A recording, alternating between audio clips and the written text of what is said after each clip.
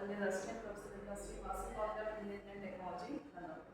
Today I am going to cover a topic of distortion, what are the types of distortion and how to get the distortionless line in the transmission line, electromagnetic waves and transmission line.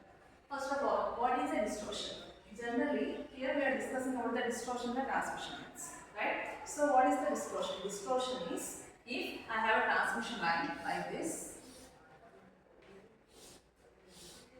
We all know it is a open wire line. The signal I am transmitting here is this is a sinusoidal wave. It's the magnitude plus 2 minus 5 volts and having some frequency.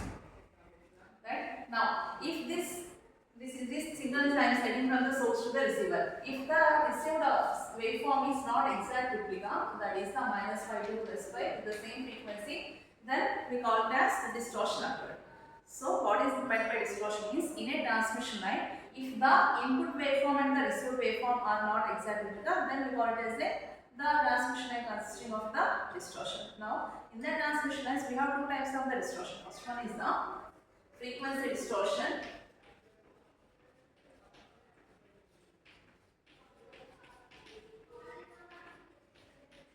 And second one is the delay distortion.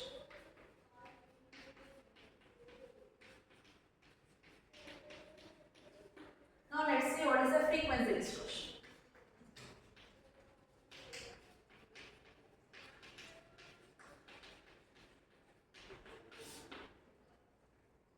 In the frequency distortion, basically this distortion is different frequency component undergoing the different attenuations. In the transmission line, attenuation constant is represented by alpha. In this case, if the alpha is function of frequency, then this distortion occurs.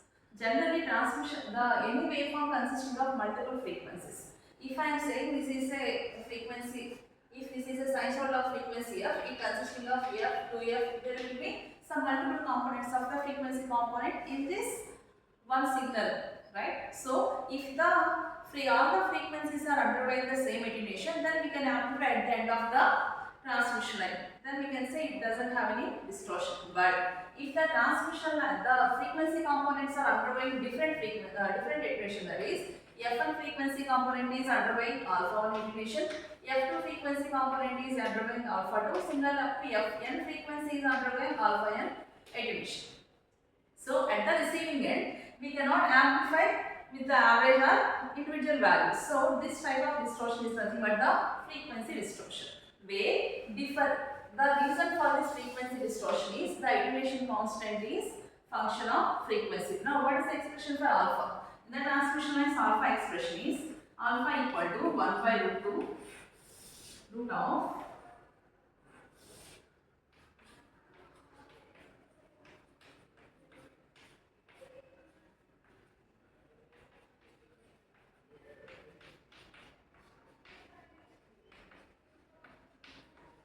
this is the expression for the attenuation constant in the transmission lines. In this equation we have R, L, G, C and omega, which is nothing but the 2 pi f. So here the alpha is function of R and G, C, which are nothing but the primary constants and as well as the frequency, right? So if I vary any one of these, the alpha value will vary. In a transmission line, if I take the open wire line transmission line, its equivalent circuit is we have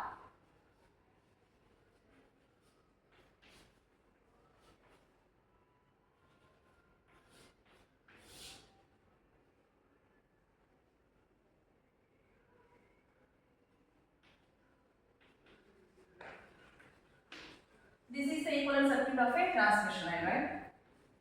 It consisting of resistance, inductance in the series impedance, and we have the capacitance as well as the conductance in the shunt impedance.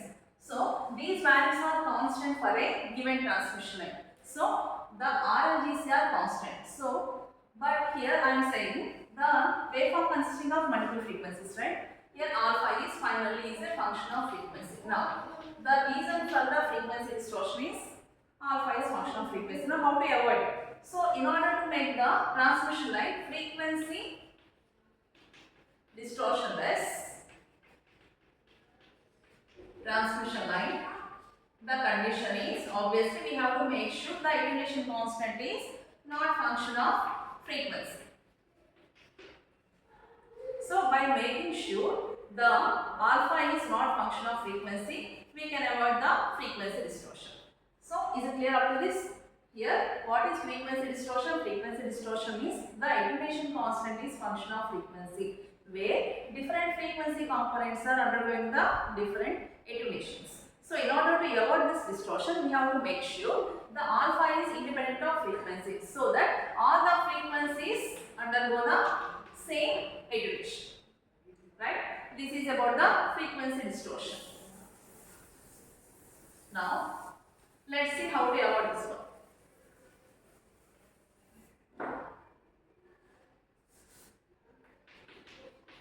If r square plus omega square L square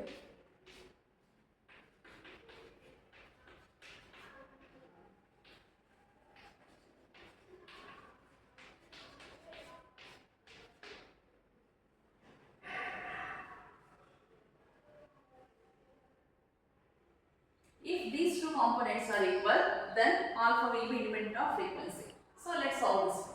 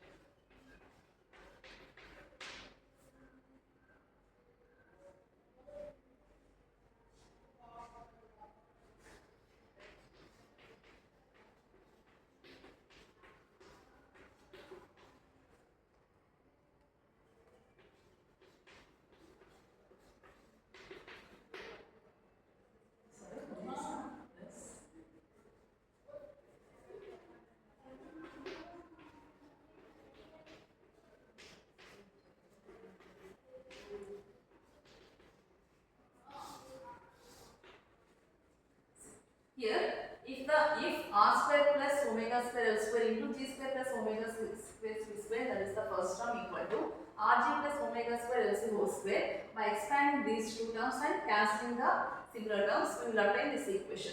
Now take out the omega square as the common, so r square c square plus L square g square minus 2 rl g c equal to 0. Now this is nothing but a square plus b square minus 2ab formula, right? So it is a minus b whole square. So rc minus lg whole square equal to 0. So it is equal to rc equal to lg. So this is the condition for the distortionless line.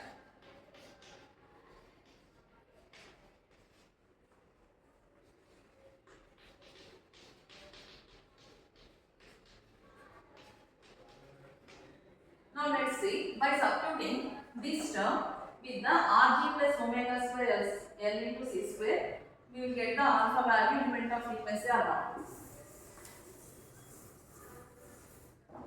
I am writing again the same equation, 1 by root 2.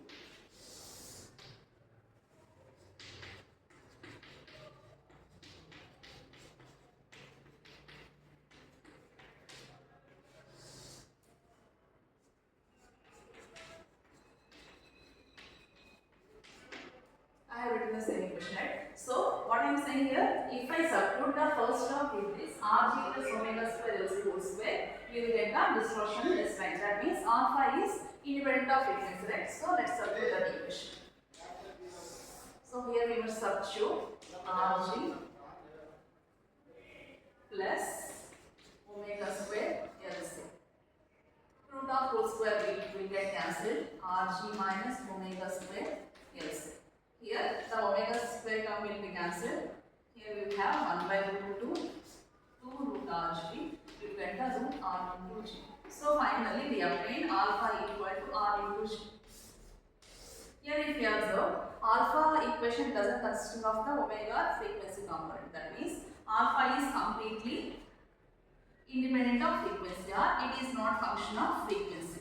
So previously I mentioned that frequency distortion is occurring due to alpha is function of frequency. In order, we have to make sure alpha is independent of frequency to avoid the frequency distortion. Clear up to this?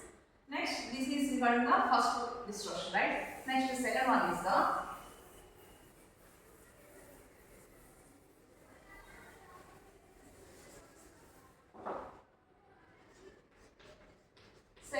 delay distortion. Here, delay distortion occurs if the phase velocity is function of frequency. Again, this is the expression for the phase velocity. Now, what is the phase velocity basically?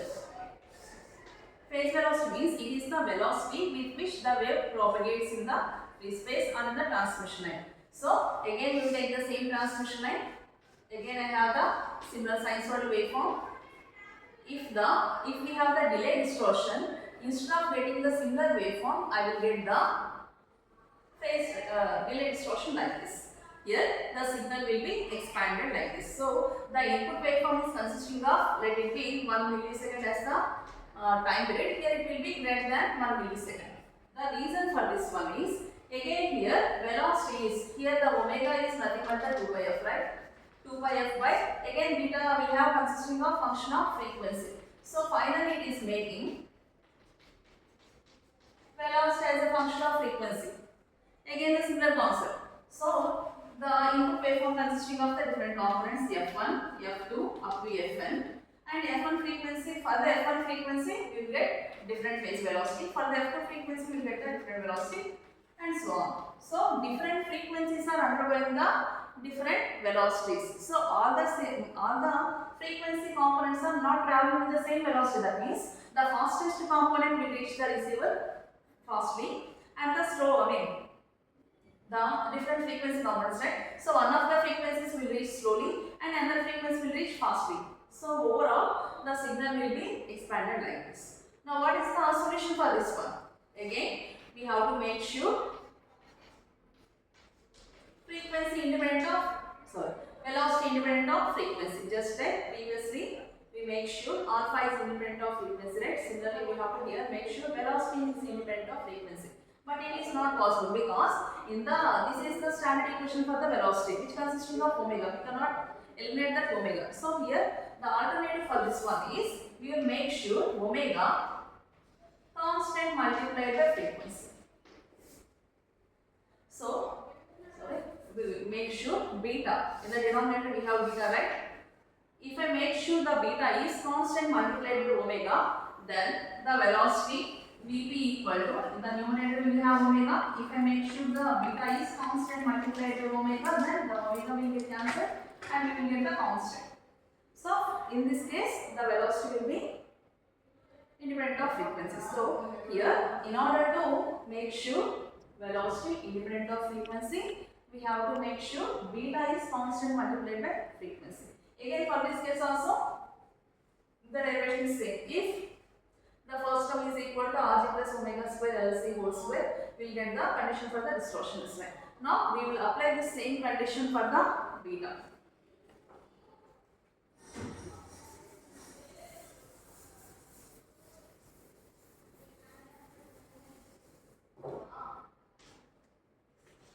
The phase constant beta expression is, this is the expression. So 1 by root 2, the first term I will replace with the Rg plus omega square LC, and the second term is Rg minus omega square LC. Here the first term Rg will be cancelled out. Rg plus omega square LC minus Rg plus omega square LC. It will be cancelled out. So 1 by root 2 now 2 omega square LC. 2 will get cancelled and finally we will get omega root LC. So finally, what is obtained here? Beta should be constant multiplied by omega. Here the root LC is a constant. So this is the condition we obtained for beta.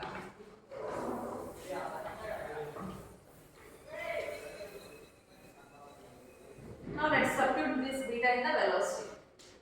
Vp equal to omega by beta. pi by root LC, that is nothing but 1 by root LC. So finally phase velocity is independent of frequency. We already know that for the given transmission line R and G, which are the primary constants, are constant. So L and C are the constants. So finally we are making sure the velocity is independent of the frequency. So overall, to make the transmission line distortionless, we have to make sure it doesn't have the frequency distortion as well as the delay distortion. For these, to eliminate these two distortions, we have the one condition, that is the RC equal to L into G. And for N, generally what we do is, we will substitute L equal to RC by G. The concept of increasing the inductance in order to avoid the distortion is nothing but the loading. We call it as the inductance load. I think the concept of the distortion as well as the distortionless is clear.